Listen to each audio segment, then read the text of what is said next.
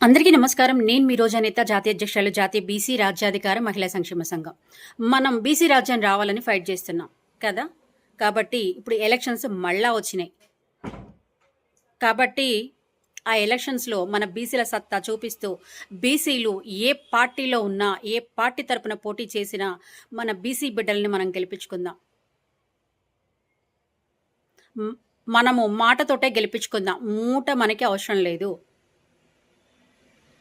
పనులు చేసి చూపిద్దాం. మన బీసీ బిడ్డలందరికీ కూడా మీరు మూటను అలవాటు చేయకండి దయచేసి. మన బీసీ బిడ్డలు కూడా మూటకి అలవాటు పడకుండా నోటికి ఓటుకి అమ్ముడు పోకుండా ఓటుగానే చూసి మన అంబేద్కర్ గారు చెప్పిన రాజ్యాంగ రక్షణ సంరక్షించుకుందాం. మన బీసీ రాజ్యాన్ని తెచ్చుకుందాం.